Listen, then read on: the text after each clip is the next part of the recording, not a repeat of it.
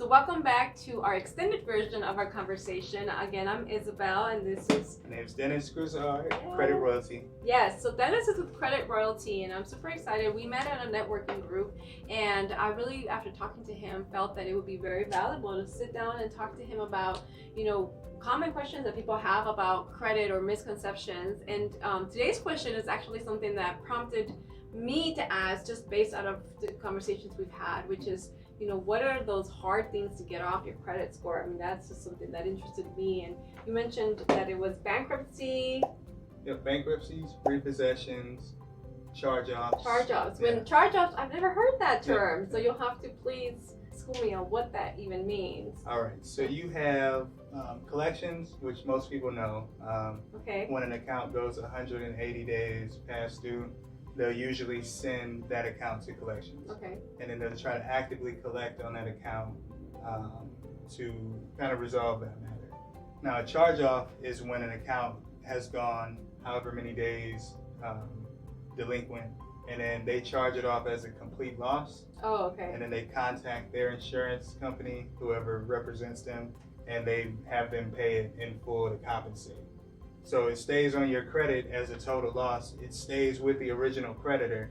It's reporting that it doesn't have a balance, and it makes it really difficult to get off. Okay, so basically it's when the creditor gives up on you Yep. and decides to collect from their insurance company. I never heard that, and I never knew that people did that. Don't get any ideas. Don't Exactly. do that. Don't do that. That's a repossession is essentially like an escalated charge-off. Oh, okay. So they'll charge the account off, they'll take the property back, they'll sell it, get what they can, and then charge you the difference. Okay, charge off the difference. Yeah. The difference they'll make you pay. Oh, I see. Yeah. Is that what happens with repossession? Yeah. I have to admit, I've never had anything repoed, Good. so I Good. wouldn't know. Me either, but I just know how they work. Right. Well, you're the expert. So, are you very successful in getting those hard things off of, or how does that work? Is that can a be challenge? hit or miss. Hit or miss. It depends Okay. on how old they are. It depends on how they're reporting the item. It's easier to get an item off of a credit report that's reporting 3 separate sets of information, and then you just present it to them like, hey, this is wrong, this is wrong, this is wrong.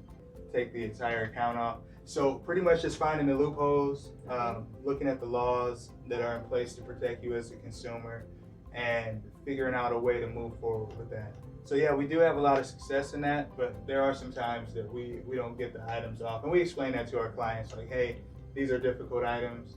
They need a little bit more time and attention. It's a hit or miss. We either could or not get them off. And if we can't, we'll figure out a way to build on top of it. Yeah.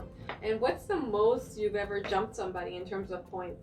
And the fastest, or were you even surprised? Have you ever been shocked? Or maybe when you first started doing this? When I first started doing this, it was smaller jumps. Now they're like way bigger. So if someone has all negative items on their credit and say their score is like a 500, and I take all the negative items off, their score is going to drop to nothing.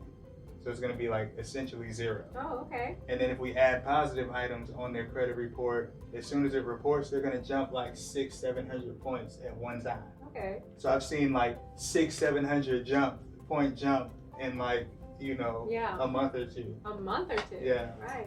Wow, that's awesome. So let's talk a little bit more about your services then.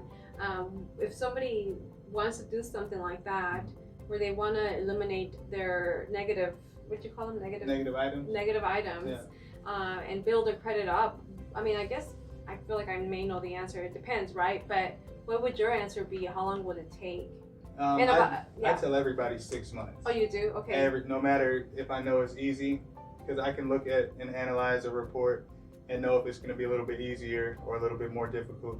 So if I notice that it's going to be a little easier, I still tell them 6 months just in case, because you never know. There might be a hang up somewhere. Sure. And I don't control what the bureaus decide to delete or not. Yeah. But past experiences tell me do this and this will work. So yeah, about 6 months. Okay. Awesome. All right, well, I will wrap it up then for today. Alrighty. Thank you so much.